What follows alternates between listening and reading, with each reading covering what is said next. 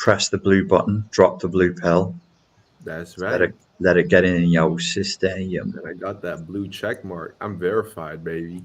I keep trying to get verified, but I'm not going to be able to be verified. Do you know I've been shadow banned? I told you that last time, didn't How I? did you know that? Or how do you know that? How did what? Sorry? How do you know that you're shadow banned? A bunch of people started complaining that they'd been unsubscribed from me in the comments. And then a lot of people were complaining that even though they were subscribed to me, they weren't seeing my videos. And I just went through my stats, and inside of a month, we dropped from like 13,000 signups per month to 3,000, and the overall viewership dropped by just shy of 2 million.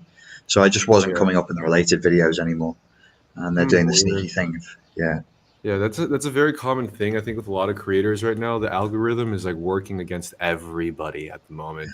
Yeah. And that's why I'm making a lot of more videos dedicated to the more trending topic SEO thing, because it just seems to be like that's the only way to really appear now, because people aren't getting my notifications or anything like that either. Yeah, this is the crueler end of consumer capitalism, which is from YouTube's point of view, they owe us nothing. There's no loyalty that they owe us whatsoever. They've already got that.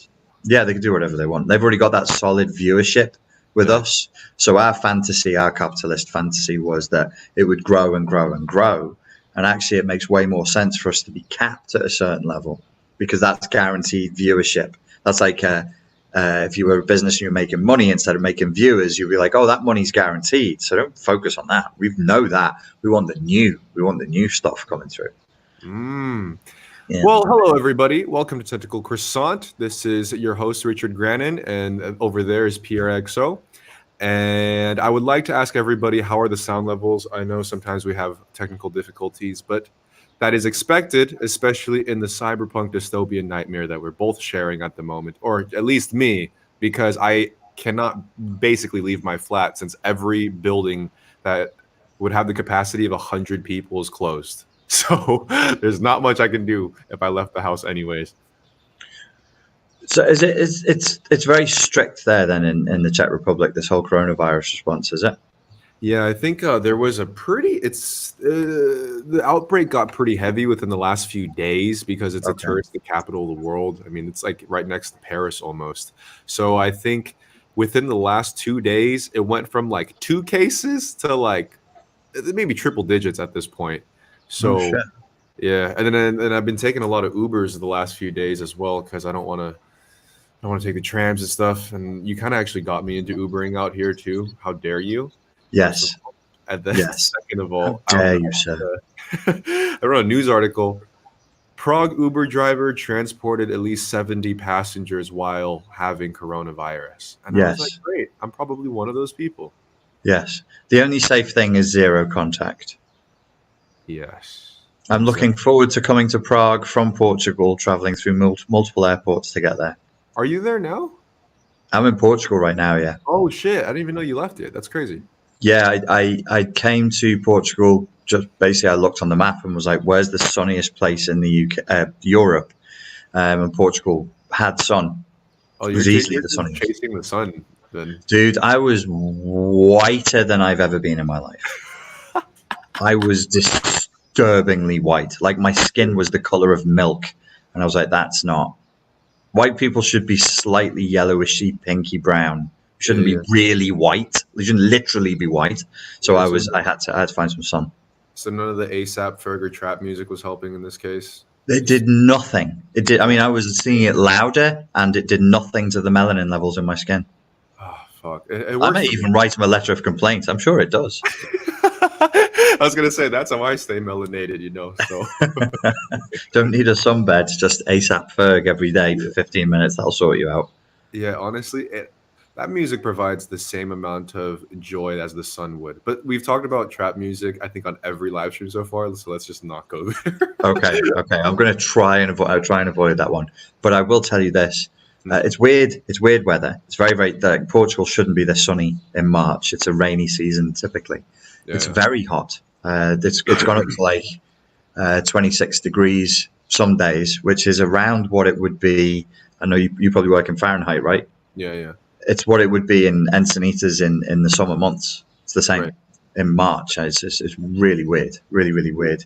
Yeah. And they are now starting to take the coronavirus thing seriously as well here. How seriously are they taking Corona in the places that you have been in the last few weeks? They're shutting things down. They're shutting Yeah. down schools. They're closing musical events where people are congregating together. They are shutting it down. The Portuguese, you would think, because it's Southern Europe and everybody's quite chilled.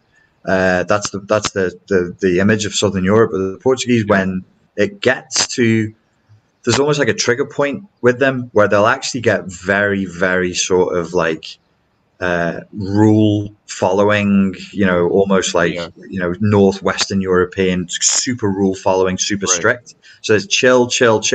Okay, time to be serious. And now we're hitting that, okay, it's time to be serious point. Really? So it's pretty strict. It's pretty strict here. I'm glad the timing is the way that it is right now, because I want to actually ask you about your perception of this whole pandemic situation, the media hysteria thing, and then how legitimate you actually think this whole situation really is. Because I'm right in the middle, but more leaning towards, is it really that serious? But the fact that so many places are shutting down officially is making me re-question that, because like, holy fuck, I can't even really leave my flat, Okay, so the first thing is, it's definitely a real disease that's really killing people, and it's definitely causing mayhem. I don't know whether it's worth even trying to get into whether it's man-made or not. I really don't know. I do think it's interesting that this crisis is happening right now. I suspect that probably what it will be used for, whether it's, I'm not sure it's manufactured, but it will be used to cover, everybody will be talking coronavirus to cover an economic crisis that we were going to go into anyway. Russia just hit like a pretty crazy currency crash because of the Corona thing. Yes, that's what everybody's going to be saying is an extreme global economic crisis will happen because of the coronavirus. But actually, there are indications that the economic crisis was going to happen anyway, and that the thing to do would be a controlled explosion, and that perhaps to blame it on the coronavirus. So it's like a logical fallacy. It's like a false cause. We go, okay, so because this happened at the same time, it happened because of it. But that's as far as I would go at this point on the conspiracy thing, as I do think it's being used as a cover. Okay, yeah. I could agree with that for sure, because no matter what, there will be an economic impact in one way or another. And with the powers that be, they can just utilize this and swerve it, kind of like a judo throw in any direction that they want. Yeah. Who knows if it's orchestrated or not? But as for like the actual disease and that pandemic itself and how the media is covering it, do you think it's as serious as they would like for us to think, or? No, but again, how much of a conspiracy theorist am I being when I say that? I don't think it's that extreme to say it, because we are it's a game. Like the news, the media is a game. They need to get your attention, so they have to hype it. They have to exaggerate it. They have to ramp it up. And it is being hyped. It is being ramped up. Is it serious? Well, it's, as I understand the medical side of it, is it gets, the disease itself gets very serious very quickly, which is quite frightening. So it's not the flu. So people are saying it's just the flu. It's not the flu. If it goes from your nose to your throat, the level of seriousness gets much higher, much faster. And if it goes from your throat to your lungs, it's very, very serious indeed. Mm-hmm. But even having said that, that's still only going to happen to people who have pre-existing health conditions or are already very frail or old. So yeah, it is overhyped. It is overhyped, but it's still a thing. I mean, it's still a pretty nasty disease. Well, okay, because either way, the media is, I definitely think, promoting the idea that everybody should buy a year or 3-year supply of toilet paper. You know what's funny? On the live stream that I had the other day, I was trying to ask for suggestions of what I should get at the grocery store, because I decided to, you know what, I might as well actually. The only time I'll leave my house to get groceries is when we're on the brink of extinction with pandemic-inducing disease. So I went to go just to get stuff, and I asked everybody, "What should I get?" And it's always toilet paper, and I'm like, everyone's just like completely cleaning out warehouses of toilet paper, and I'm like, how much do y'all shit? Like, how many of you guys are just defecating on a regular basis? Everyone's pooping so damn much, man. It's one of these really weird, like, circular logic, knee-jerk responses that people give when you're facing any kind of a crisis. I spoke to a guy who was the Minister for Finance for a small Caribbean island, and he was a name at Lloyd's. He knows banking and he knows accountancy very well. And a few years ago, in the last economic crisis, he was saying to me, buy gold. And I said, why? And he said, because if there's a full collapse, gold will still have its value. And I was like, so you're telling me in a zombie apocalypse scenario, like The Walking Dead, where there's only a few survivors left and we're like scrabbling around for the last tin of beans, you think motherfuckers going to be out here looking for gold?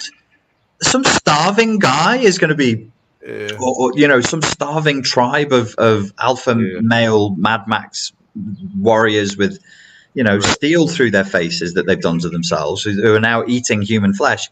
They're going to give a fuck about gold. Why would that happen? So it's this weird circular logic. Like, if it's going to get that bad, you won't have food to poop, so you can forget about your toilet paper. Because there's only one way poop goes out of a human, and that's when food goes in the other end of the fucking tube. About the gold, though, I was thinking even doing that, but I guess the gold thing would make sense if you were at least like maybe 3 levels above the Mad Max level of apocalypse, you know, so you're still to me it's a very strange kind of logic, because you go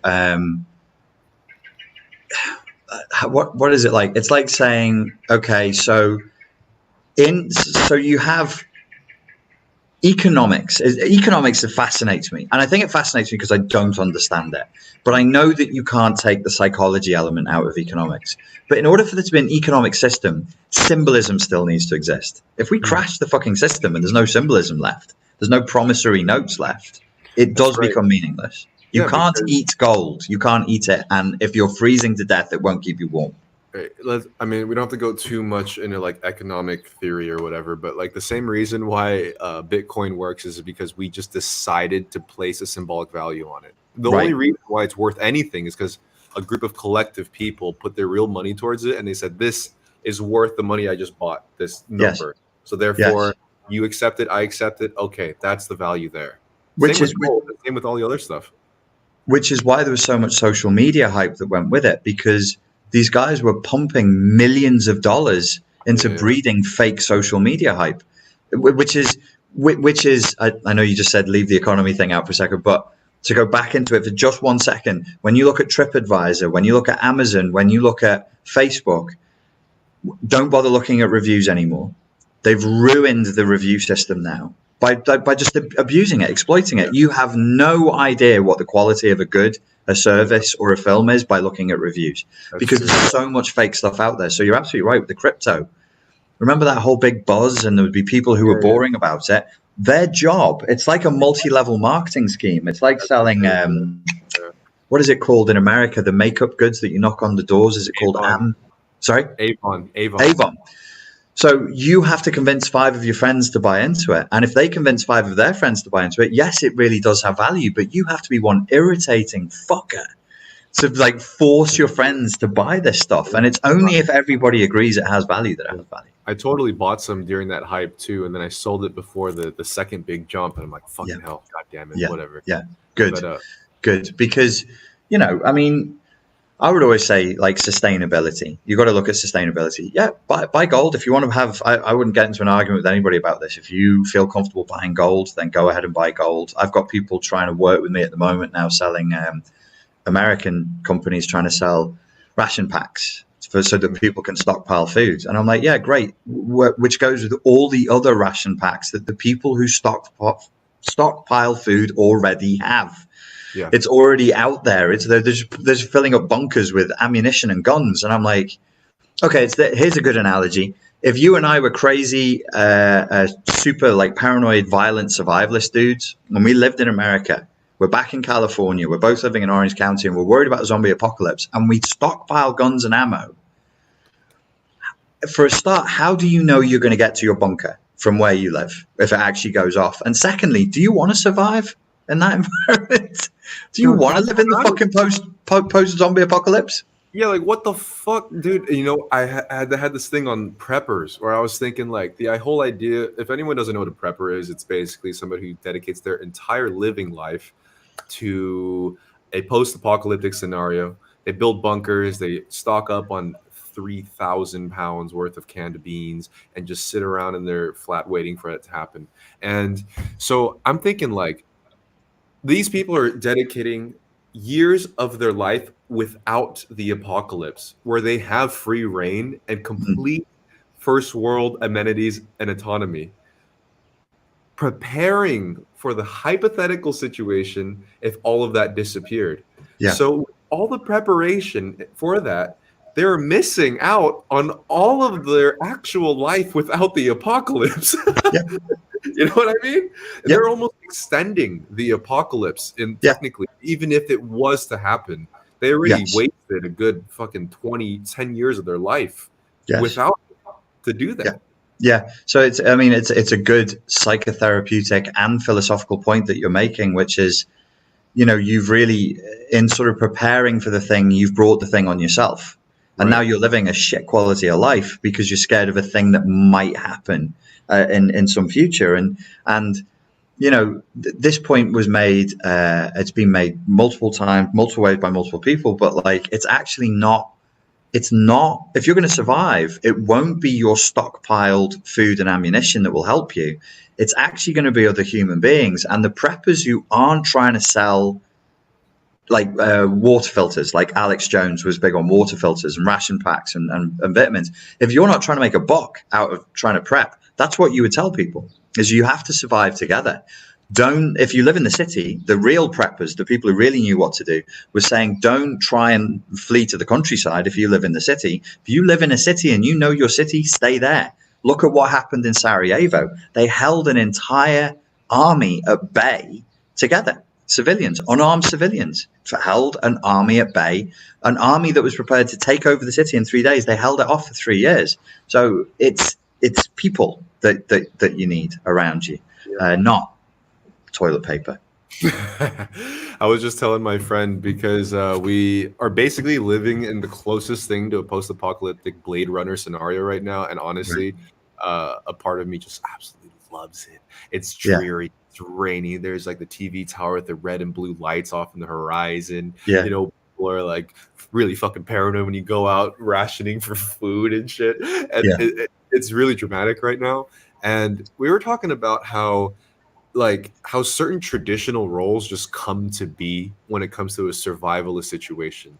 Like it started off with like gender roles, you know, just so like, say I have the fucking unicycle, so I go out and just like with the fucking selfie stick, like whacking people in the head and shit. And she would be kind of holding down the flat or whatever.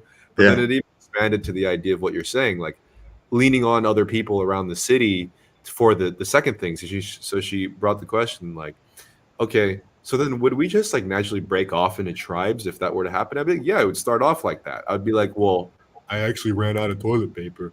Hey, Jan over here, I know that he bought a ton of toilet paper, and he's looking for soap, and we have a lot of fucking soap here.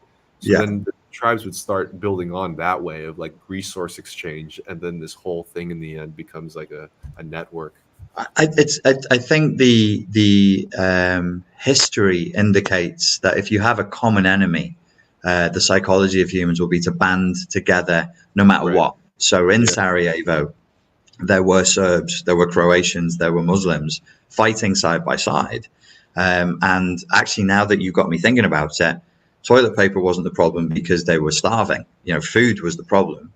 And the currency that they used was not gold, it was cigarettes. Oh, yeah, so, that's prison too. Yeah, it's prison. Same rules as prison. It's light.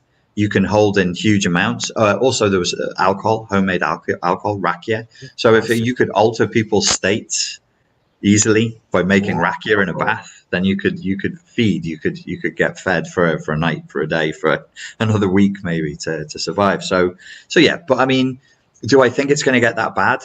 I don't believe it's gonna. Yeah, I don't believe it's gonna get to that point. But okay, so that leads into what I wanted to ask you about earlier, which was like the idea of the media hysteria. Because no matter what, we know that for a fact, the media overhypes things and then makes us very, very paranoid in many circumstances.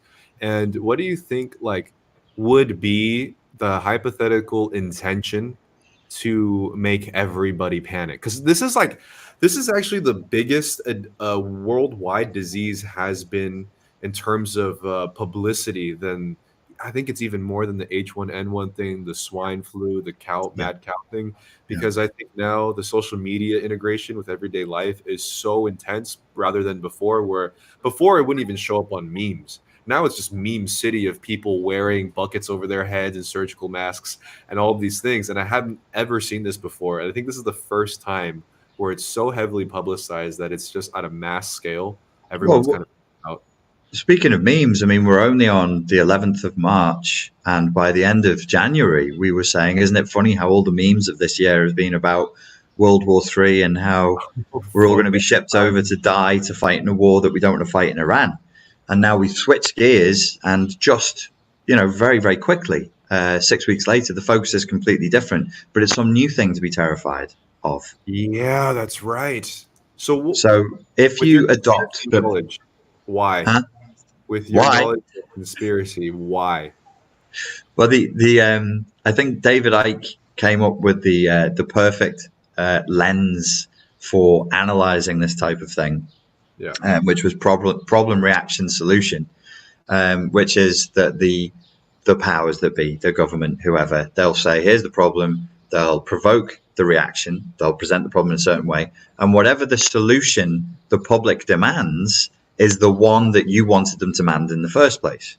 So whatever the end result is, you can assume that that's what the goal was. And this is the same way that narcissistic abuse works. Whatever you're feeling in a narcissistically abusive relationship, you can assume it's because the narcissist wants you to feel that way. So the end result here is people self-isolate, they disconnect, they stop traveling, and they stay the fuck at home. What have we been saying? You and I have been saying it. I've been saying it for like 2 or 3 years. What's the solution to our mental health crisis? What's the solution to, because there are other things that are killing people way more than fucking coronavirus, obesity, diabetes, heart disease, depression, suicide. They're taking out cancer, way more people. Alcoholism, way more people than the coronavirus ever will. And what's the cure for all that? Connection, being face to face, building communities and seeing each other. So they found the perfect way to keep everybody apart. And people will want to. There's people now. I'm speaking to people now. I never realized how easy it was to scare British people. Nobody's traveling. Villamora, Portugal right now is beautiful, and there's hardly anybody here. Where usually it would be flooded by 60-year-old Brits as soon as the sun comes out. Plane tickets are super, super cheap right now too. And I'm also just really lazy to leave my flat too, so I'm going to use that as an excuse because I don't want to look like a coward, So I saw an Instagram. I follow these Instagram accounts that just take beautiful pictures of Prague and stuff. And one of them was the Old Town Square, which is like there's usually no walking room at all. It's just packed 24/7, no matter what season it is. It's the emptiest I've ever seen it. It's really eerie. There's maybe like 30 people scattered throughout the entire square, which is so odd to see. That place is usually like Disneyland. Yeah. It's that worries me. That worries me a little bit because this is the conspiracy view would be this is what they want. So why would we switch gear from war with Iran, war with North Korea, potential death here, potential death there? That is just to discombobulate your opponents. Who's your opponent? The people that you're trying to control. So keep them frightened, keep them confused, keep them emotionally dysregulated, be terrified of this, oh, that went away. Be terrified of this, oh, that went away. It's trauma bonding. It's all trauma bonding. So say if we go with this hypothetical route, why now? And do you think it's a global effort in order to induce international hysteria for that? Or is it just like a party's interest against the other? Like, what do you think would be the case there? I think there's a lot of things happening, mate. I think that I would agree with Slavoj Žižek to say that we are living in the end times. it's not that like a big meteor is going to strike the earth. It's just that we cannot keep living the way we are. We can't sustain it. We won't sustain it psychologically and emotionally. We're not going to sustain this way of life. Now, if I was looking at it, I might be tempted to say, hey, say if I'm in control, I represent Britain, you represent America, and him over there is Russia, and him over there is France, whatever. And we sit there and we go, listen, we got a problem. Can you see? Look at the numbers. Have you seen your numbers? Yeah, I've seen my numbers. We've got a fucking problem here. What are we going to do? And it might not all be like, let's just kill the masses. It might be like, look, if they realize what's going on and what's going to happen next, they'll riot and they'll hurt themselves. What do? Let's get them to go home. There it is. Okay. Let's get them to go home, get in their houses. Yeah. We're gonna fuck with the internet. We're gonna call it. We're gonna say Russia did it. Russia, are you cool with us blaming you? Because you said we could. You remember that deal we did? Is it cool if we blame you? Yes, fuck it. Okay, we'll be the bad guys on this one. But you owe me, Tavarish. Next time it's your turn. And you go, okay, so Russia, we're going to say you fucked with the internet. And then they'll start closing down the lines of communication so that, because that's what you do with a baby. That's what you do. Like if you had a grown man-child living in your house who wasn't that bright, but who's very strong and had the potential to be violent to himself and others, you would lie to him. You'd be like, could you just go to your room? We bought you a new comic. Drink this orange juice. Yes, it's laced with Valium. We've got some news we have to deliver to you, but we want you to chill the fuck out first. That's okay. That makes a lot of sense. Okay. Well, that man-child analogy is really insightful, for one thing. That's who we are, the man-child. Yeah. But yeah, that would make a lot of sense. So I think a lot of people already kind of knew this, was that we were on the brink of some sort of economic meltdown for a long time, or maybe some other crazy World War III type, I don't know, whatever you want to call it. I think the economic thing is the most plausible. So it's way more likely than the World War III thing. I mean, yeah, I just don't buy it anymore. Oh, Russia's doing. Oh, come on now, they're fucking friends. We know that they're mates. We know they're homies. Yeah. And then from there, it's you're right. It's like, okay, so if they know that the economy is going to melt down, then they know that the people in charge of the money are the ones to blame. Therefore, we're going to not get the trust and the belief of the general people at large internationally, whoever, God knows where. So then how do we shift the blame and make them docile enough? Oh, we induce fear. And if we want to induce fear, it's going to be, I think nowadays with all the information out there, we know that these red flag situations exist, like by blaming a specific country or whatever else. And we can't exactly. False flag, not red flag, false flag. And, blaming a tangible target like that is it's just like so 1960, So like now it's like, oh, a disease. That's not really pinpointable. We can blame China, but it's still kind of ambiguous. It's not, and then from there, it's not exactly they're in control, like with RC controllers trying to maneuver a little virus robot around. So then in that case, it's like, okay, well, our hands are free. We're blaming a virus that's out of our control. And that way everybody stays inside. They don't talk to each other and they kind of just sit in paranoia. And the other good thing to do, if you're a good tinfoil hat wearing conspiracy theorist like me, is to see where ideas are preceded. Has there been any TV shows or popular movies about the spread of viruses called Contagion, for example? Have we been told by the media again and again and again, look, the major threat to humanity is actually a pandemic. It's because we're taking too many antibiotics. So if you say, oh, there's a pandemic coming, we all have to go, well, I guess they told us it was going to be. You can't like freak the fuck out and be like, we had no idea. But you can, so we're preloaded we're preconditioned for certain things. And listen, we're also being preconditioned right now for, and this is where I would sound completely crazy, but for the aliens. Yeah. They're ramping that up. And I'm just like, I'm not saying they're going to come out and say, oh, we've been chatting to little green men. But it looks to me like they've used Joe Rogan. They've used multiple outlets to do this. They've used the Vatican. Even the Vatican's down for it. but below that, there's pop culture. To Yeah. be an alien is almost a trendy thing, and I'm all half responsible for this too, where it's like Yes. being different alien like alien fashion, Yeah. alien whatever else in terms of Yeah. like that world. It's completely permeated and saturated that too. For a Yes. while, like, zombie apocalypse, Walking Dead type things were everywhere. I remember this one year where it was only zombie movies, Yeah. zombie video games, zombie everything. And it kind Yes. of it's subsided now, but like I remember that year, and it Yeah. was like, fuck, why is everything zombie based? I think you can have conscious conspiracies and you can have unconscious conspiracies. And I think one of the unconscious conspiracies with the zombie thing was our unconscious revulsion against overpopulation, our unconscious revulsion of how much of the dredge of society, the unconscious muck, was being pushed up to the top in terms of media. And we all had this sense of like, oh, I'm surrounded by zombies, but we're all the same. We're all zombies, but Right. we're all getting, you're a zombie, and it's like, no, you're a fucking zombie. And actually what it is, it's like, it's unconscious projection of the darkest stuff that's in Yeah. human nature, which is, a zombie is an id. It's Yeah. blind. It's just, That's right. it's, That's I want to right. eat you, I want to fuck you. I don't know what a zombie wants, but it's I want pizza. It just, and it just, they should never run. This was always the thing that pissed me off in the zombie movies. When they run, Yeah. it's less frightening. They should be a slow moving mass that overwhelms you. That's the unconscious. That's to represent the suffocation of the unconscious. So that's come up. I've noticed vampires back. There's a lot of stuff. If you look on Netflix, vampires are big again, and it's very gory, very, very, very gory stuff featuring vampires. But the thing I was going to say about the aliens thing is, like, I just want to make it clear my position on this is, it's not that I think they're going to say there's actual extraterrestrials here.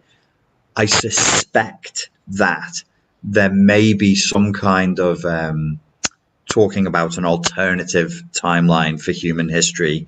We thought we were in this, but actually it turns out this is not the timeline of what human history was. That seems more likely to me.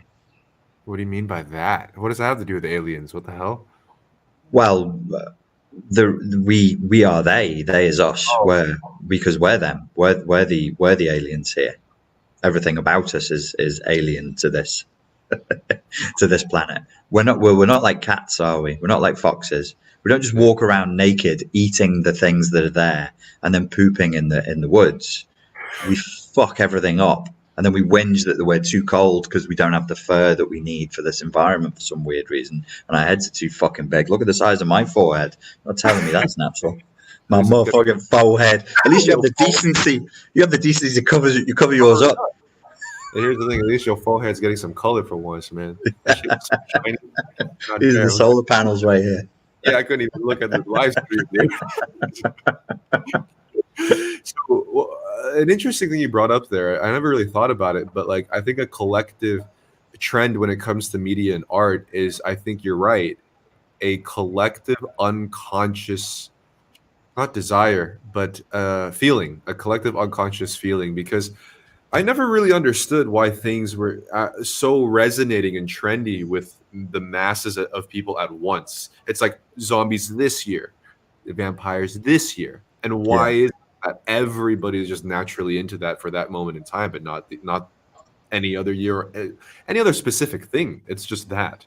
And oftentimes, like these things that we're talking about, these are symbols of the archetypal unconscious, like zombies and whatever.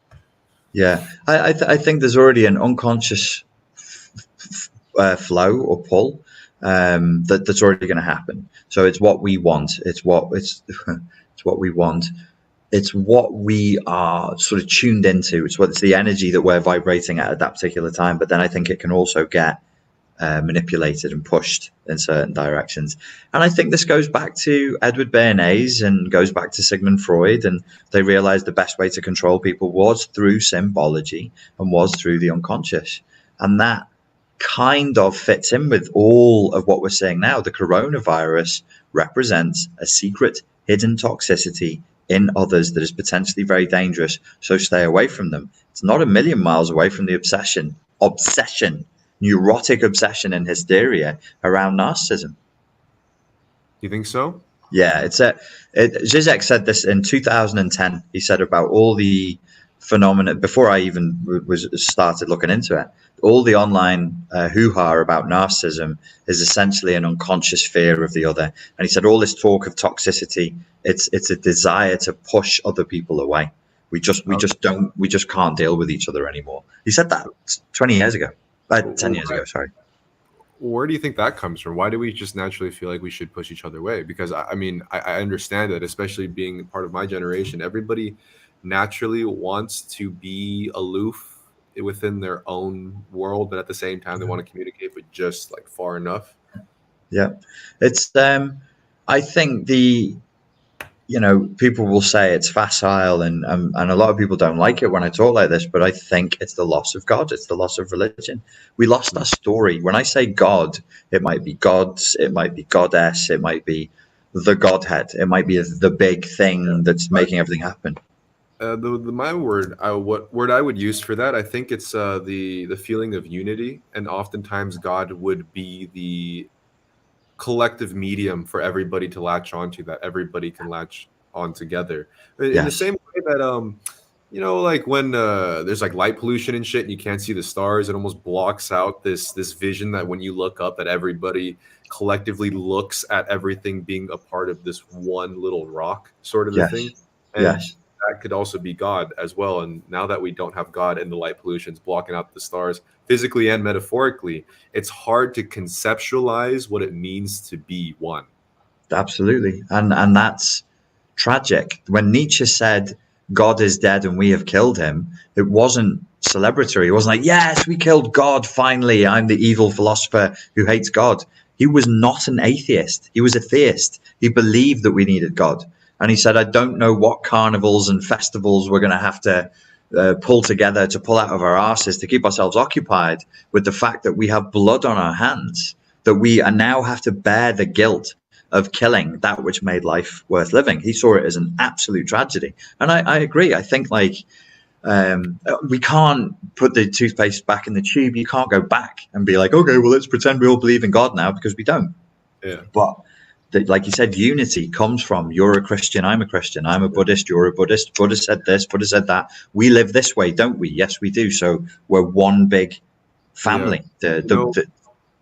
You know what I think putting the toothpaste back in the tube is right now? It's the fracturing into tribalist ideologies.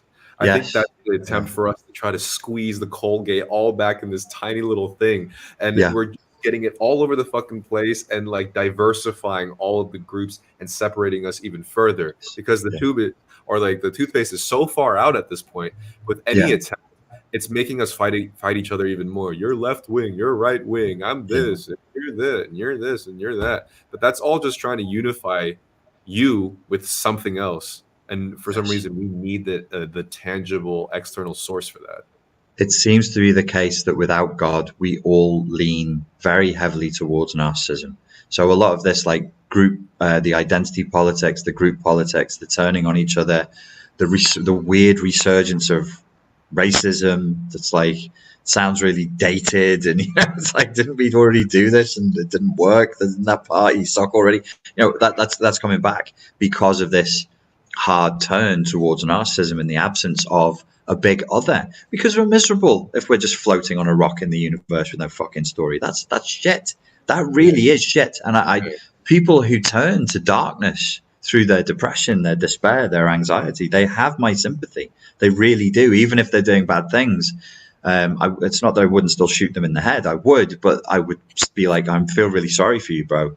I'll make it quick. Yeah, man, that's dark as fuck. But do you think there is a possibility for humanity at large to unify with or without a singular external tangible thing? So before it was the idea of God, right? So then if we don't have that, is there anything else? Do we need that first of all, or could we just like, oh well, we're all one? Well, we could try, and it's my intention to try and to say to people, look, this is the problem we face. I'm going to tell you a story now. It's a story. There's no dogma. I'm not going to be like, this is the truth, and I saw Jesus, and this. I'm not going to fucking lie like all these other fuckers did, because they lied their asses off. Yeah, I'll just be like, yo, we need a story, and my story is, we came from the stars. That's science. We know that. We're here, but nobody knows why. So there's mystery. So there's awe. And when we get right down to it, because I'm running a 30-day challenge with people at the moment, we're talking about our shared values, our shared goals. You want to know, when you strip it right down and you say to people, you can have whatever you want. What do you want? When you strip them of ego, which I have tried to do with them during this 30-day challenge, which I've deliberately made very hard. When you strip them of ego, people want charity. They want to help each other. They want to help lost animals, and they want to help lost humans. And that makes them the happiest thing ever. So do you need a big other, a big story? Yes. Does it have to be a stupid fucking lie? No. No, it doesn't need to be a lie. Why don't we get together and say, we're going to do this because life is better when we do this? And we don't have what's God's name? There's no name. But do you believe just in science? No, we don't, because we know that there's this great mystery that no scientist can describe. And then you just say that to people and you go, are you cool with that? We all live in this group within a certain discipline that involves being kind to ourselves and to each other. Are you down for that? I think people would be like, please give me that. Give me something. My God. I mean it naively. Yeah, I think the idea of it is fantastic. But in terms of practice, I mean, I guess you could look at, that's how like communism kind of arose. You know, it's like, in his eyes, Marx was like, yo, imagine no one owning anything and we all shared and we're all in the same plane and equal and then you end up a few decades down the line, like the worst situation many countries have experienced. You know? Yeah, but I mean, seriously, Marx was a fat, fucking lazy fantasist who sat around masturbating all day. Do you think he would have been a Redditor? Do you think he would have been a Redditor? He would have been a Redditor, covered in his own jizz. He had scabby legs. He never put trousers on. This is historical fact. And he lived off his Russian wife's family's money. He didn't work. He was a lazy intellectual. And his story that he wrote is great, but it's a fantasy, and it's a science fiction fantasy. What he was talking about is science fiction. The science fiction fantasy is incredibly naive. And the guys who came afterwards didn't believe in Marx. Name me a single one of these communist guys who believed. None of them believed in Marx. None of them believed in Marxism. They knew, like Hitler knew, if you say to people who have to work, this sucks working all the time, doesn't it? Yeah. Would you like to not work anymore for the man? Yeah. Okay, sign up with us. You're going to kill a few people. It's not nice. It's icky. It's gory. But if you want the better world, brothers and sisters, we have to break a few eggs to make the omelette. Are you down for that? Yeah. Then you win. You're in power. That's it. There's nothing else. There is no communism. We've never done communism. Never. Communism has never existed, and it cannot exist at this point in human evolution without some highly benevolent supercomputer AI, the kind of thing you were talking about with virtual reality. Can't do it. It's totally non-functional. But that wasn't what I was talking about. I wasn't talking about telling people what they should do with their money or what they should do with their things. You don't need to. Marxism doesn't trust people to make their own decisions. Most political ideologies don't. I say, put the responsibility back on the human being. Let them make their own decisions. I don't know if you accidentally clicked the green screen option, but you are missing a left pupil. No, it's deliberate. I'm dissembling before your eyes. I'm about to ascend. Yeah, I was wondering if this was either the cult leader ascending or if this is Corona getting the best of you at the moment. Let me see. Oh shit! No, I do have the green screen on. Wait. It's like you're literally dissipating. Thanks, man. Before our eyes, literally, man. All I could see was I was getting a bit of a David Bowie eye, and one iris had gone really big. That's all I could see. Did I? You're a reptilian. Yeah. Oh, this is how we get you, you see, because if you come looking all human and mammalian and friendly, then people will be like, oh, this sounds cool. And then once I've got them, I'm like, rah. Have you seen those reptilian videos of just like Obama's eyes shifting with the worst CGI in the world? Look at that liberal cuck. He's a fucking reptile. It literally looked like that for a second. Like your eye looked like reptilian according to these videos. Yeah. And I'm now question everything you said within those last 45 minutes because you blinked sideways.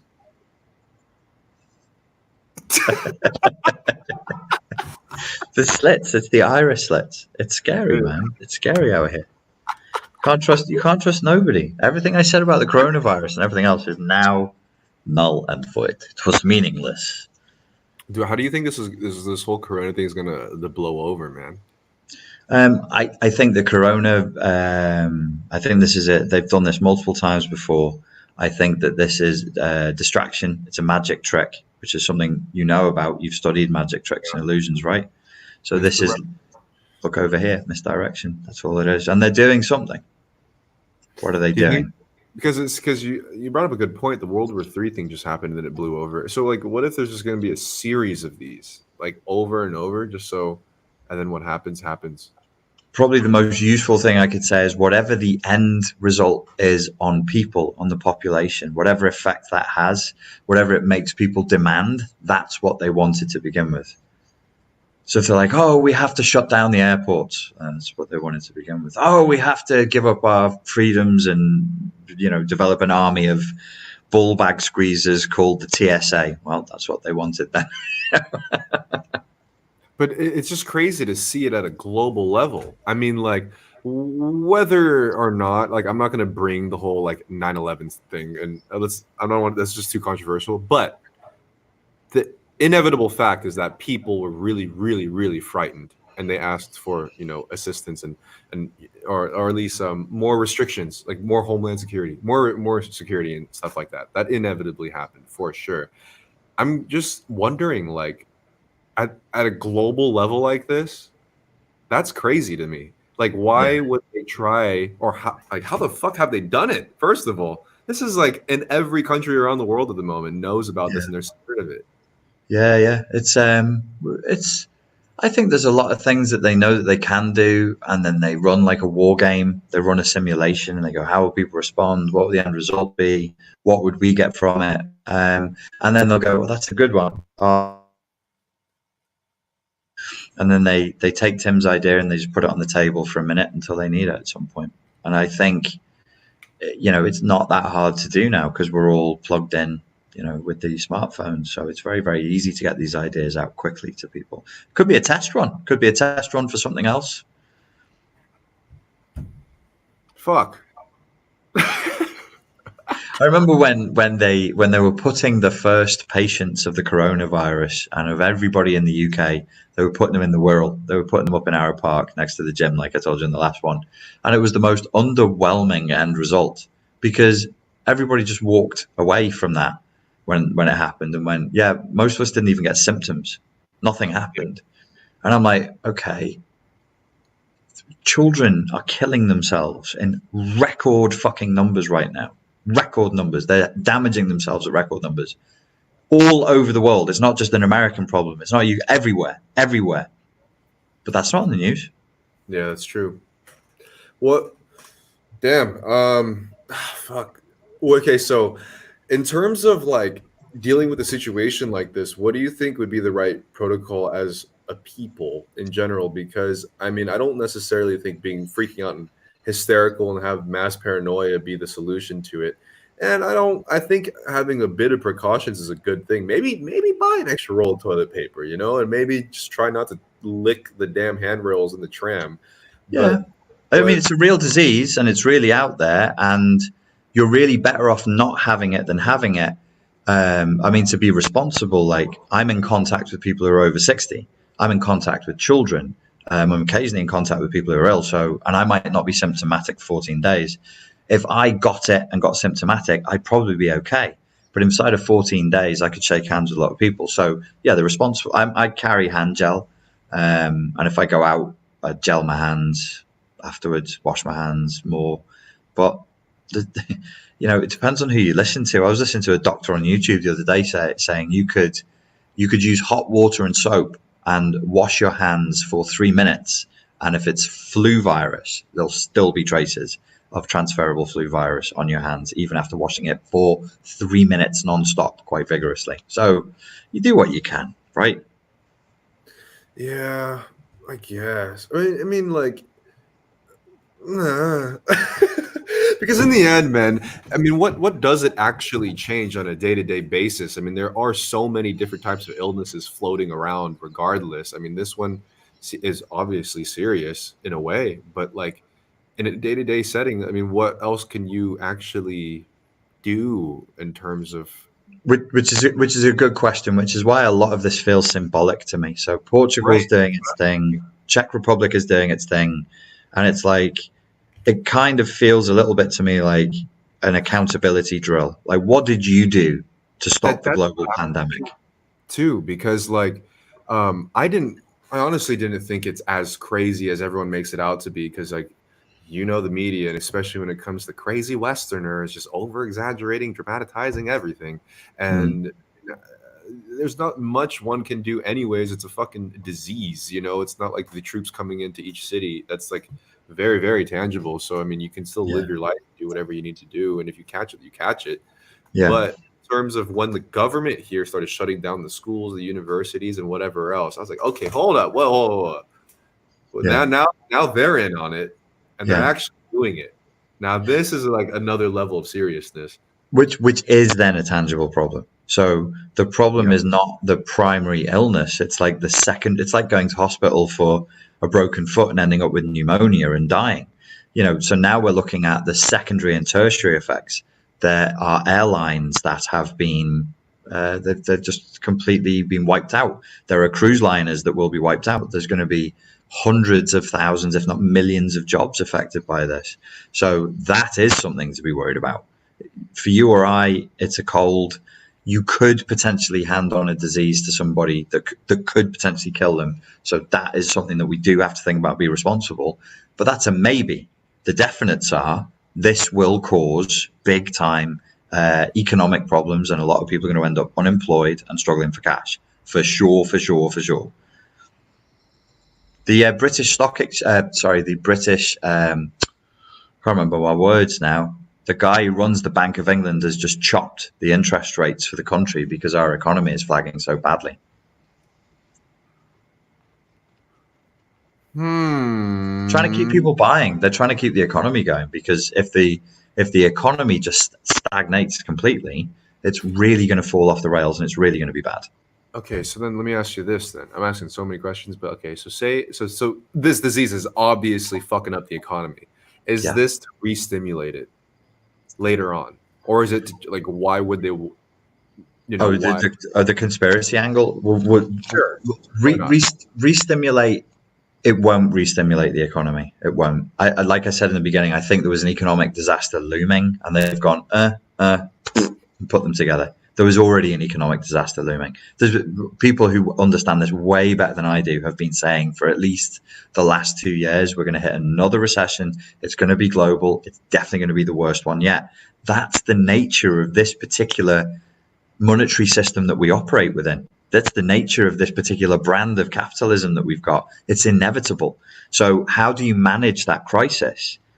Well, you get all of the people together, all of your mates who run all the countries, and go, this is going to happen, dudes. You don't want to be kicked out of office. You don't want, because this has happened historically where the people have just risen up and said, you should have handled this better. You didn't. So we're just going to lynch you in the street and put somebody else in place. That's literally happened historically. So they've got to manage it. This won't rejig the economy, but it may allow them to cover up a lot of big mistakes, to write off a lot of bad debt, and possibly to change it in a way that is really extreme, that we would never have voted for, that we'd never accept in any other way except in the way that they're going to bring it in. And I don't know what that's going to look like. Maybe this is the beginning of microchipping. Damn. Deep. Could be just me being optimistic or just ignorant, but like every time we get to the brink of a disaster or whatever else like this, it just really hasn't affected that much in terms of what I've seen on a day-to-day basis. But then again, I'm really young and I don't know what the fuck my parents went through during that whole shebang. The whole shebang being the communist revolution of Vietnam. That 2008 little thingy. recession, 9/11 and all those things, There's a thing that they do in boxing and in kickboxing as well. Bruce Lee talks about it. So you hit somebody and you go, okay, you give them a double jab and then a right cross, and then you give them a double jab and a right cross. And by the third time that you give them a double jab, they're already tensing up for a right cross. So you drop for a liver shot or a leg kick. Oh, yeah. When we had Brexit, I was utterly convinced, because of the votes that went before Brexit, that we would never be doing Brexit, because we'd voted on other fairly major issues that I won't get into now. And I was totally convinced that the people's voice didn't mean anything anymore. We were in a war that we didn't want to be in.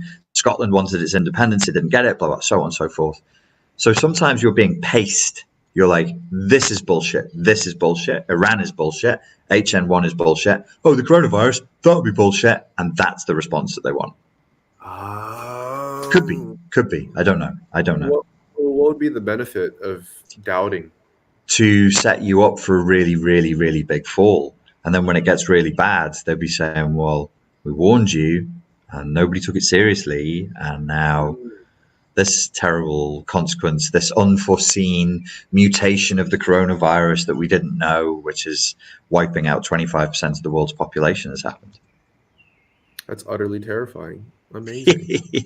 I don't think it's going to happen like that, Pierre. I think it's just a drill. I think it's a probe. I think if you're boxing with somebody, you're like, where are they here? Okay, where are they here? Okay. And you just, where's the reaction? How do they react? I mean, if you want to see how the Brits react, wow, what a cowardly nation we've become now. You only have to say the word Brexit, people are cancelling their holidays because they thought they're going to be abandoned in Spain.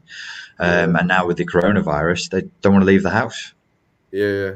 So to kind of steer it out of this doom and gloom scenario, what I would like to say is, like, I don't really like, but the idea of, for example, a near apocalyptic situation, or let's just say natural disaster, is only, I think, most of the time a situation where most people are willing to let down their ego for once, and then have to live in a lens that really requires the true character of people to really shine through, where it's like, there's no weight to be worrying about your nails getting chipped. There's no weight to, you can't focus on these polite mannerisms that you white lie when it comes to getting what you want in terms of some petty achievement or some shit like that. And everybody's just stuck with real life and the possibility of real death, or like at least just something fairly drastic like that.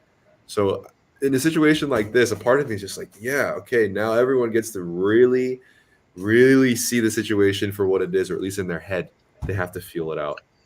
Definitely. And so that would be the positive potential side benefit of all of this, would be a good, clean, hard reset on a lot of things.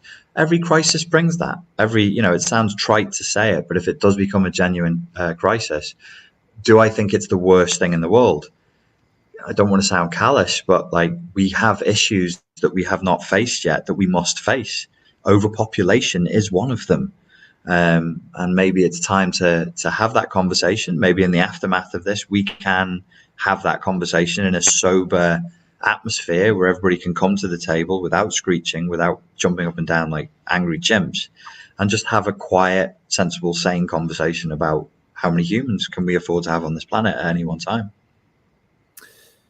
Yeah, do you think that's we are mature enough for collective dialogue in terms of trying to solve each other's shit, instead of like outrage in terms of over emotional reactions to one another and shit like that? A good strong crisis tends to shake people up. I mean, so I don't want people to suffer, but it's my job to try and bring people out of egotistical bullshit back to reality. I shovel that shit every day of my life. And I know you've got to scare some people. I know you do have to shake people up. You have to shock them. And that's the thing, what I'm trying to say about this whole natural disaster post-apocalyptic scenario, because it's the closest thing to actual trauma to wake people up from this autopilot slumber of their everyday mundane delusion of how to interact with one another and themselves, sort of a thing, where I think, like, you with your past of being a bouncer and all this stuff, you were just on the brink of trauma every day of your life. So you know what it's like to like be in that situation in order for you to see reality for what it is, in the same way that most people only really get there if they have like a real intense situation that's brought upon. It's humbling. It's humbling. It breaks a lot of the bullshit and the posturing. You take a good strong crack around the face, and it doesn't always do bad things for your character. To be humble, to be brought back down to earth, and we are the opposite of humble now.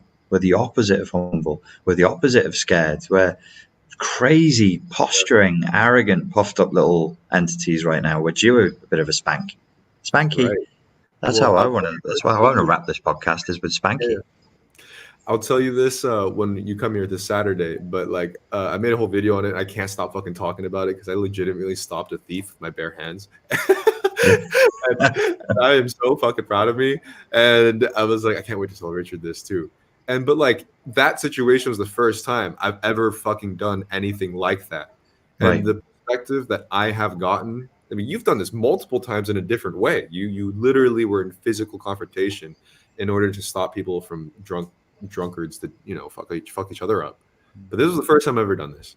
And it wasn't as dangerous as I'm sure half of the situations you've been in, but just that lens that you get when you are in that moment of physical danger and you don't know what can happen and you have no idea what the outcome is, but you're stepping forth and taking this action and risking that behavior, it really shifts every mode of behaviors that you get on a day-to-day basis in the first world. You took a risk that was genuinely dangerous. You could have been stabbed, and you did it purely as a manifestation of value. Like your higher value was, it's wrong to steal. There's a guy over there who's been stolen from, and I'm going to stop this. So it was a manifestation of value, and it was a selfless act. It's a real tragedy that, in my opinion, it's a real tragedy that most people now in this civilized world will probably live their whole lives never doing that. Right. It sounds awful to say that there's an upside to war or an upside to tragedy. But if you've had to band together to look for lost children or lost relatives or lost loved ones in a situation, perhaps after a bombing, in a house that's come down, or whatever it is, or bringing water to people or bringing medical supplies to people, that's real. You're having a real non-symbolic impact that's now. And you're not doing it for any other reason other than to help. You feel differently about who you are as a human being. And it cleans up a lot of shit. It cleans up a lot of the cobwebs for sure. Did you say, what would you say, non-symbolic act? Like you said something along those lines. Yeah, most of our biggest problem at the moment is that we're disappearing into purely symbolic actions. That's right. And there's so many layers of symbolic action that the action is no longer even what it's supposed to be anymore. Whether that be passive-aggressive remarks or hinting at something like this. Nothing is ever done, and that action is purely exactly what it is. It's it actually would be better to say it's not even symbolic action. It probably is just signaling. Symbolic action has probably got more merit. This is just a signal. I'm just signaling to you right now. This is me. This is who I am. Why are you signaling that to me? Because me. And what's the purpose beyond me? Nothing. How awful. How fucking desperate and wretched that is. Just to be heard. Just to be here. Ugh. That's your contribution as a human. Ugh. So the hopeful side of that is we could get back to non-symbolic interactions. Yeah. Shameless plug. If anyone wants to know what happened, I just posted the story time on my video on my channel. So if you guys want to know the details, it's there. But I really like how you're explaining that non-symbolic action, because this type of communication is something that I've had a really, really big problem with for my entire life. And I never found out the way to explain it, where I never felt like everything that was said or anything that was done was never authentically what it is. And in a sense, it's just an inherent delusion, a lie that somebody likes the posture over something, or they're saying something to imply something else. But that has been the general mode of communication for God knows how long. And if you don't understand how to speak in that language, you're going to get ostracized, or you're going to get looked at like as autistic. You don't know your social rules. You don't know your social rules, or you don't know how to talk to other people. But really, it's so complex the way that we have deluded ourselves in how we communicate. It's really fucked us over, or at least in my experience, it's fucked me over in terms of how to interact with one another.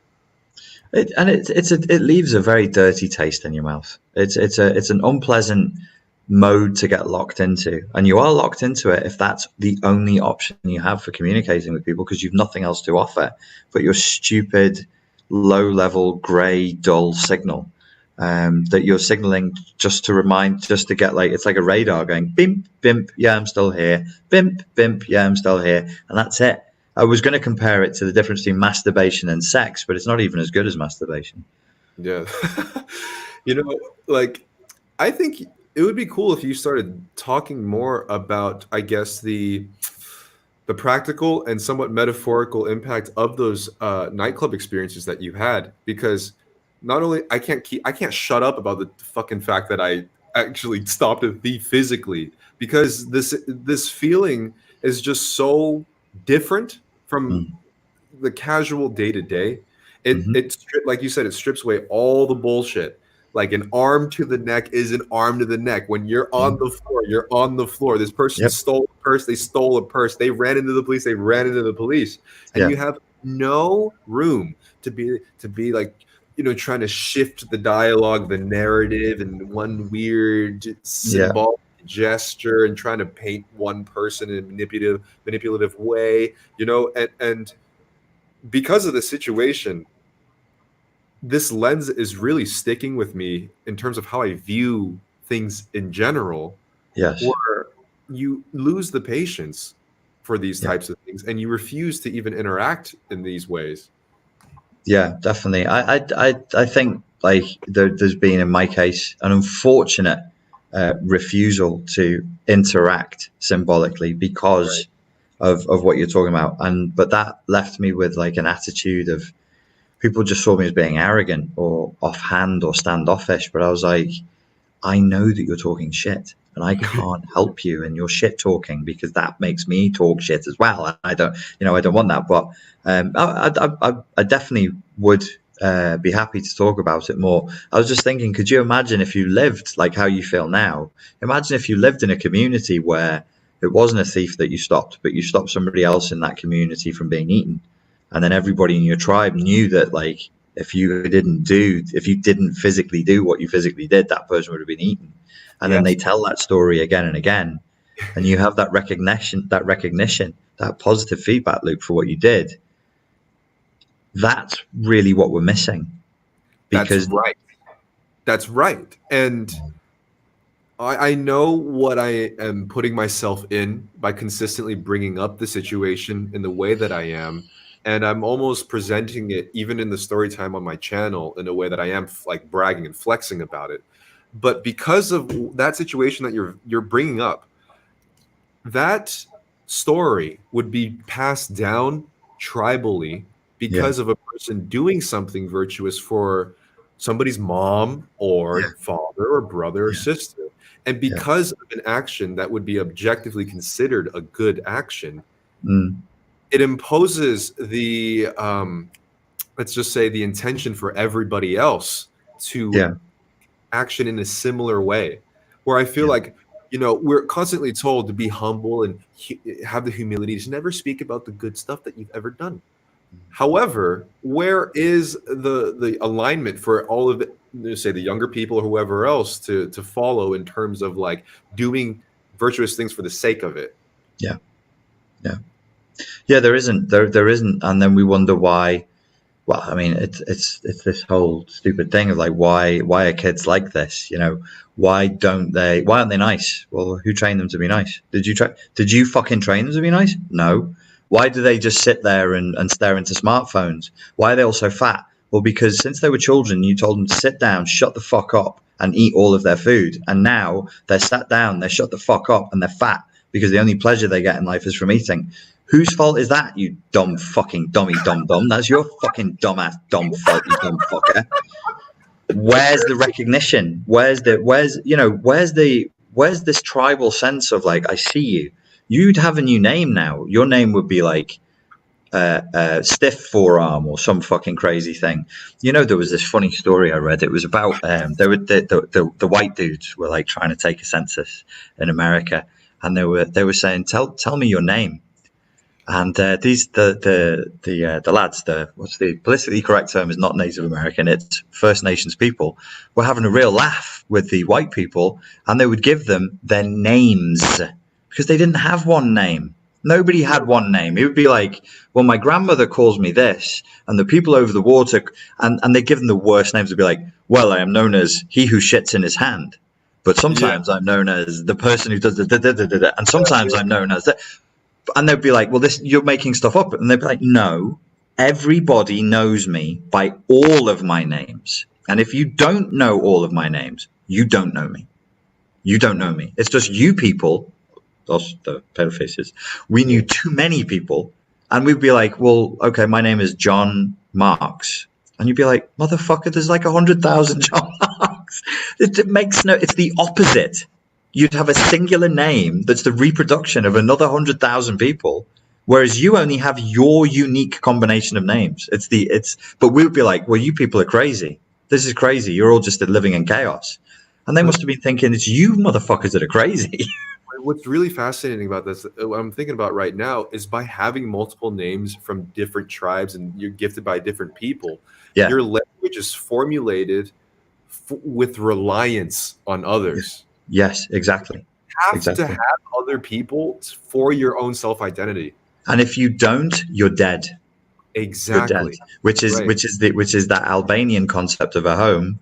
You only have a home if somebody misses you when you're not there. Otherwise, you don't have a home. You don't have a home. So if all your tribe are dead, you die. That's it. You're done. Nobody knows your name now. You are now nameless. Oh fuck.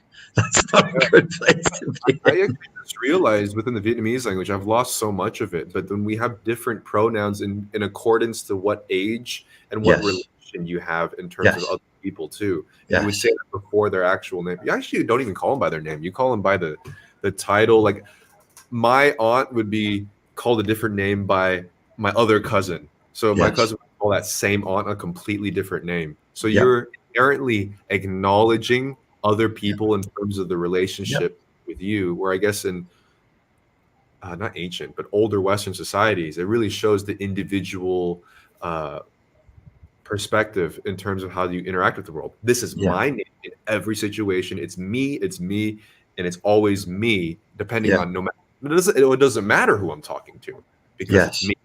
Yeah. And you never, because I think I don't know about Malay, but in Chinese they definitely do. They do the same thing, and in Japanese they do the same thing. You're never not talking outside of the web of your significance. You can't. Like you literally cannot ask me for the salt without first addressing who I am in the web of significance in the social hierarchy. That's right. And then with you get a bow. I had to bow to every elder for till I was 18. It was just like a constant thing. Then if you don't do it, you're being extremely disrespectful in so many ways. How much time do you have, by the way? I should probably be looking to go within the next sort of 5-7 minutes. I was going to suggest maybe we take some questions from people because we didn't do that last couple of times. Yeah, sure. While they're asking questions, I would like to bring up ever since I hit my birthday, the 27 is considered the Saturn return in astrology, but also I think in actual psychology is when you kind of re-explore your core in a lot of ways. And it's the year that boys become men. Is that it? Yeah. 24 is the year that girls become women. 27 is the year that boys become men. This is my idea. It's about me, Pierre. These are my ideas, but that's my opinion. Okay. But with that being said, though, I got the hair done in braids, which has a very tribal connotation in terms of ritualistically. And then exploring this notion of the shaman in a tribe. And then on top of that, with this whole thief thing, I've been living unconsciously more archaically. What's the term for that? In terms of you're living outside of normal ideology, you mean? In terms of like Terrence McKenna would call the archaic revival. Okay.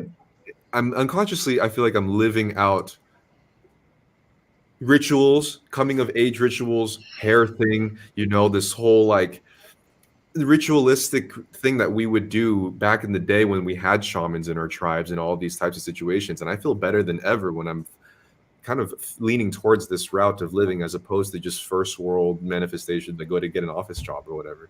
Yeah. There's because it's you. One of them is self-negating, and the other one permits the self. One of them causes spiritual constipation, and the other one doesn't know what spiritual constipation would ever be. There is a you that is supposed to be called into being during the course of your life. And the more you do that, the better you'll feel, and the more you push it to one side, the more anxious and depressed you get. Interesting. So does anybody have any questions in the meantime? Did we even ask? You guys got any questions? Feel free to ask. Feel free to ask now before Richard has to go and put calories in his face hole and eat food. So you're coming Saturday. Do you have your plane ticket yet? I just bought it, mate. As soon as I mentioned food, I knew you were going to be like, Richard's coming. I'm going to finally get to eat some prison food. I was like, I haven't had a steak in a while. A technical croissant dinner in a while, man. Jesus Christ. I'll be with you in Prague, probably around. It's actually a long flight from here. It's about 3.5 hours. I'll be there from midday, and then we can meet up in the afternoon sometime, and then start planning. We're filming some new stuff, guys. We're doing more. Pierre's doing some more of his awesome videos for me on the alchemy trip. We need to discuss actually. Human Life Experience asked, how can we practically live more tribally right now? Can you highlight that on the screen? Oh yes, that would be a good idea. Bonnie lassie, will ye gang? Very vague shot about this because it's still fairly open to me, but like I feel like I live fairly symbolically, even though I was just talking shit on it. But then I think there are elements of it that are really applicable in terms of like the idea. The more I research these things of tribes, the shamanic route, and in terms of coming of age rituals by doing something kind of physically or at least a symbolic action when it's time, it really does, at least in my psyche, formulate and structures everything to live in that manner. It's really vague, but I mean, there are symbols that represent the unconscious archetypes of who you are, and then there's symbols that just represent our slavery within capitalism. There it is. How do we live more tribally, Richard? I think the question really is probably better phrased as how do we live in a more humane way. Tribalism is our innate nature, and it's neither good or bad. We can have bad tribalism, we can have good tribalism. How can we live more in line with our true human nature? First of all, we need to accept it. We need to accept the entities that we are. We are not consumers. We are not consumers. We're miserable as consumers, but we're being told all day, every day, you're consumers. You seek pleasure. Your ultimate goal is status and pleasure. And in fact, our ultimate goal is love and connection with each other and with the land. Mm-hmm. Do either of you know about the Wu flu? The hay? I have no idea what the Wu flu is. I know what Wu-Tang is. Yes. And Wu-Tang Clan ain't nothing to fuck with. That's it. Morgan says, is it safe to go to the Wirral, Richard? Because she's from Birmingham. Okay. Lol. That's how they say lol in Birmingham. In Birmingham, as though Birmingham's a language. Do you speak Birmingham? Lol. How often do they say that out loud? Yes, it's very safe to go to the Wirral. Yeah. Somebody's asked about my birthday. My birthday's coming up this week. You know. Wait, what? When? Wait, what? Say what? I can't tell you precisely on air because there are witches out there that'll try and put spells on me. Well, yeah. But I'll tell you when I see you.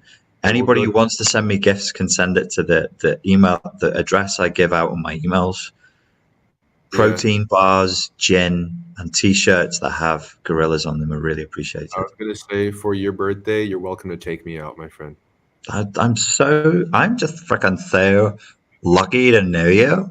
It's like, for me, it's just the best thing. Oh. Could you upload the Shady Ziskov track? Oh, it's fantastic. I'll do that. It is good, man. You did really, Pierre knocked that out inside of an afternoon. There's a very talented man you see before you. Very talented indeed. How to human? If Corona would be a psychosomatic illness, what mental issue do you think would be causing it? Government enslavement. Let me see. Does Squidward? That's a really gross. Wowie, that is a gross image. Let me see. Can you see any ones that look particularly? Oh, here we go. My leg is getting better. I am not walking without crutches yet. I can walk, but not without crutches. When we film, I still have to keep my brace on, keep my crutches on. Borrow my wheel, man. I'm telling you. That would be awesome, except I would probably fall off like a 40-year-old man and hurt myself worse. I broke the handle off of it, and no one sells it. I looked on eBay, and the only place that they're selling it from is China. And I'm like, oh, wow. Maybe it's not the right time to order a product from China. Could you guys just sneeze on it and put it in a vacuum sealed bag, please? Okay. Hexagons. Do you like hexagons, Pierre? Shapes are cool. Shapes are pretty cool, man. The hexagon is a symbol that brings two triangles together, brings men and women together, and it represents time and the fact that we are bound in time, and it also represents an interdimensional portal. Alrighty. So now people are talking about my birthday. Please don't give out my birthday after I just said I don't want to get cursed. Some fucking idiot's like, well, if you want to curse him, here's the date. Cheers, guys. Thanks for that. That's fucking great. Okay, so I wonder how many spells have been casted on me. Yeah. I think you have a few. I think we need to talk about the magic to protect you from these things. Oh shit! All right. All right, man. Well, I think that's probably that, isn't it? I think the next time we do this, we'll be in the room together. I'll be in that room that you're in now. I can't wait for you to bring the disease from Portugal.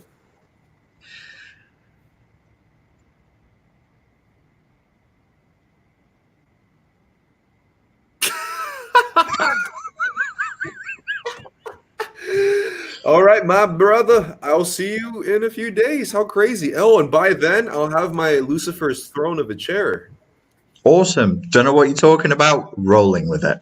Awesome. The chair with the horns, man. You'll see it. Really? By the time. You're getting a chair with horns?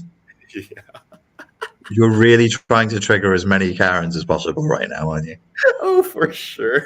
Good man. Good man. That's what I like. To make sure all of your video thumbnails have this, it drives them fucking crazy. Just have a few video thumbnails like that. I fucking knew you were an Illuminati shill. Yes, and that's how I would tell you. One of your popular videos has you doing that. The CIA, you did that, and you got a ton of. Just start doing that on every channel. I should do. I dare not. Oh, they get cross. They get so irritable, these people. They need to. I love it. Cake. Yeah, you like it. You like it. All right, ladies and gentlemen, thank you very much for your time and for your attention. Ram, Yengi, Yoko, Ko, and we hope to see you. Well, we will be seeing you next Wednesday, won't we? Wow. Yeah. Wow. That'll be beautiful. Speak to you soon, guys. See you guys later.